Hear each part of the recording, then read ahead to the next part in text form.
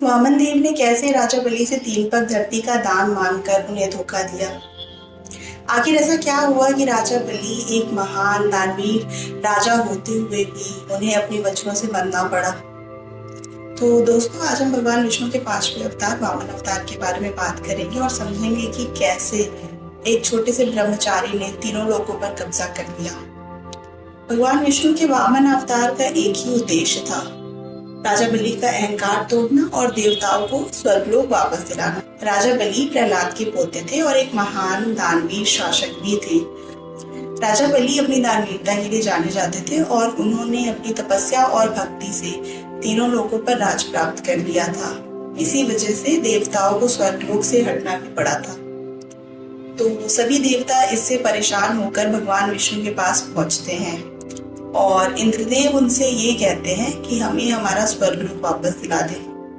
तभी भगवान विष्णु निर्णय करते हैं कि वो राजा बलि के पास एक वामन के अवतार में जाएंगे और उनसे स्वर्गलोक वापस लेकर आएंगे। वामन देव राजा बलि के पास एक यज्ञ के दौरान पहुंचते हैं। राजा बलि वामन देव के छोटे स्वरूप को देखकर उन्हें दान देने के लिए स्वीकृति कर देते हैं। पर जब गुरु शुक्राचार्य वामन देव को देखते हैं तो वो समझ जाते हैं कि ये वामन देव कोई और नहीं बल्कि भगवान विष्णु हैं और वो राजा बलि को चेतावनी भी देते हैं, पर राजा बलि उनकी एक भी नहीं सुनते। राजा बलि वामन देव को दान देने के लिए स्वीकृति भर देते हैं। जैसे ही राजा बलि वामन देव को दान देने के लिए स्वीकृति भरते हैं, उनका रूप बदल जाता है और वो एक त्रिविक्रम का रूप धारण कर लेते हैं। उनका रूप बहुत ही बड़ा और विशाल हो जाता है। वामन देव अपने पहले पग में पूरा पृथ्वी लोक नाप देते हैं, वो दूसरे पग में पूरा स्वर्गलोक नाप देते हैं और जैसे ही वो तीसरा देते हैं, जब वामन देव अपना तीसरा पैर रखने जाते हैं तो कोई जगह नहीं बचती है। तभी राजा बलि अपना सिर आगे करते हैं और वामन देव उनके सिर पर अपना पैर रखते हैं और उनको पाताल लोक भेज देते हैं।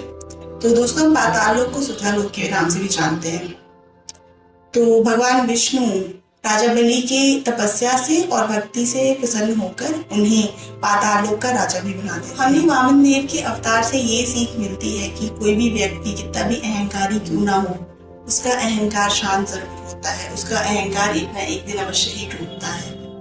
हमें वामन अवतार से दूसरी सीख ये भी मिलती है कि हमें किसी भी व्यक्ति को उसके कद से नहीं मापना चाहिए।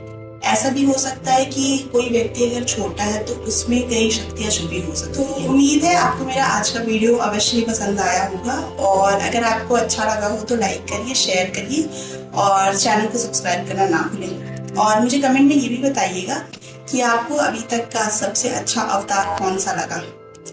और मेरे चैनल पर जाके आप बाकी अवतारों को भी देखिए और बताइए कि वीडियोस कैसी हैं। धन्यवाद।